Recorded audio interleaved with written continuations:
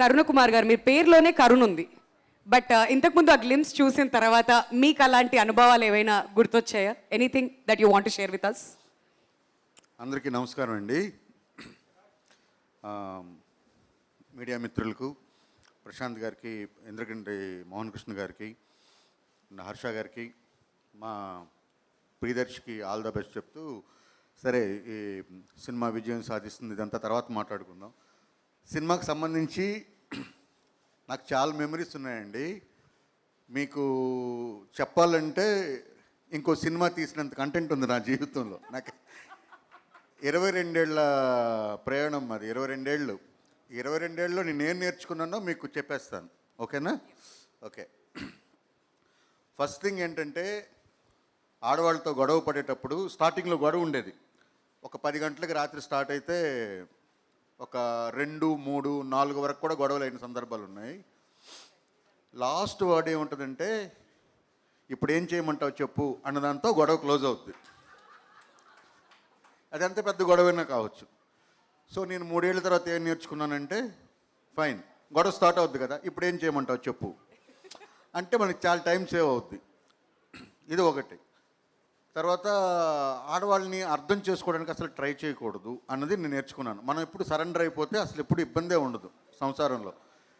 ఇప్పుడు ఇక్కడ చాలామంది ఉన్నారు.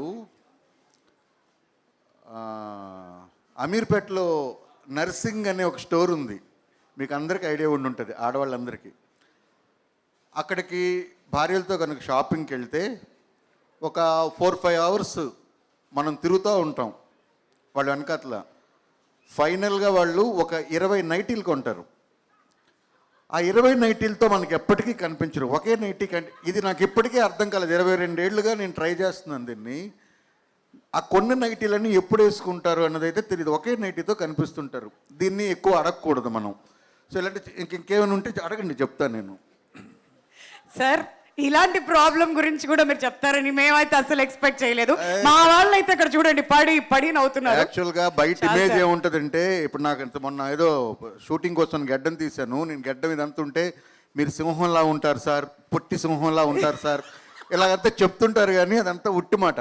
అలా బయటకు కనిపిస్తాం కానీ ఇంట్లో ఏమీ ఉండదు. నాకైనా, హిట్లర్కైనా, ఇంద్రగంటి మోహన్ కృష్ణ గారికైనా. ఆయన నన్ను ఎందుకు సార్ రావు గారు ఇన్వాల్వ్ చేస్తున్నారు? సో ఇందులో నభా నటేష్ గారిలో నేను మా ఆవిడ్ని చూసుకున్నాను, ప్రియదర్శిలో నన్ను చూసుకున్నాను. పక్కనే కృష్ణతేజ ఎక్స్ప్రెషన్స్ ఉన్నాయి చూసారా, అవి హైలైట్. అవి అలా మా ఫ్రెండ్స్ ఉంటారు, మేమంతా కూర్చుంటే ఇదే కష్టకాలం. మీకు అందరికీ డౌట్ ఉంటుంది ఆడవాళ్ళకి, వీళ్ళు మందు కొడతారు కదా, సిట్టింగ్లు వేస్తారు మగవాళ్ళు, బార్లలో ఎందుకు అంతసేపు కూర్చుంటారని చాలామందికి కోపం ఉంటుంది. దీనివల్ల ఎక్కువ గొడవలు అవుతాయి. ఇదే డిస్కస్ చేసుకుంటాం, ఈ ప్రాబ్లమ్స్ని ఎలా ఓవర్కమ్ చేయాలి, ఈ ప్రాబ్లమ్స్ని ఎలా ఓవర్కమ్ చేస్తే మర్నాడు మార్నింగ్ నుండి మళ్ళీ అది సొల్యూషన్ సిట్టింగా. ఇప్పుడు ప్రాబ్లం షేర్ చేసుకోండి. నాకు ఈ ప్రాబ్లం వచ్చింది, అది ఆల్రెడీ మీకు వచ్చి ఉంటుంది, మీరు నాకు సొల్యూషన్ చెప్తారు. కరెక్ట్. అంటే అందరి ఇళ్లలో జరిగేది కూర్చొని కామన్ గా డిస్కస్ చేసుకుని అంతే. అసెస్మెంట్ అండి, అది అసెస్మెంట్ మీటింగ్. ఇంకేమైనా చెప్పాలా? వద్దు సార్, చాలు సార్. హరాస్మెంట్ గురించి అసెస్మెంట్ జరుగుతుంది అనమాట అక్కడ. అది మా క్లారిటీ వచ్చేసింది.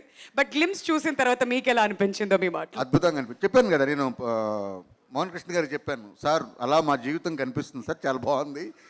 ఫస్ట్ ఏంటంటే, లవ్ స్టోరీస్, భార్యాభర్తల మీద, భార్యాభర్తల మధ్య నుండే గొడవలు కానీ లేకపోతే ఇంకేదైనా కానీ దీన్ని బేస్ చేసుకొని తీసే సినిమాలు ఇవన్నీ కూడా ఎవర్ గ్రీన్. ఇవి ఎప్పుడు కూడా ప్రేక్షకుల్ని రంజింప చేయకుండా ఉండవు. 100% సక్సెస్ అయ్యే కంటెంట్ అది. దీంతో నాకు ఒక చిన్న అనుబంధం కూడా ఉందంటే, నేను జీవి ప్రకాష్ గారికి మట్కా మ్యూజిక్ సిట్టింగ్స్ కోసం మాట్లాడడానికి వెళ్ళినప్పుడు డైరెక్టర్ గారిని నేను అక్కడ కలిశాను. డైరెక్టర్ గారు అప్పుడే చెప్పారు, ఈ సినిమా ప్రియదర్శితో చేస్తున్నామన్నట్టు చెప్పారు. అంటే నాకు ఫస్ట్ నాకే తెలుసు ఈ సినిమా గురించి, అదొక జ్ఞాపకం అంతే. I wish all the best sir. అది 300 కోట్ల 700 కోట్ల పక్కన పెడితే ఇది ఇంకొక 100 కోట్లు రావాలని కోరుకుంటున్నాను. Thank you sir. Thank you so much Karuna Kumar గారు for your best wishes. And అర్థమైంది కదా, ఇలా ప్రతి ఒక్కరు కూడా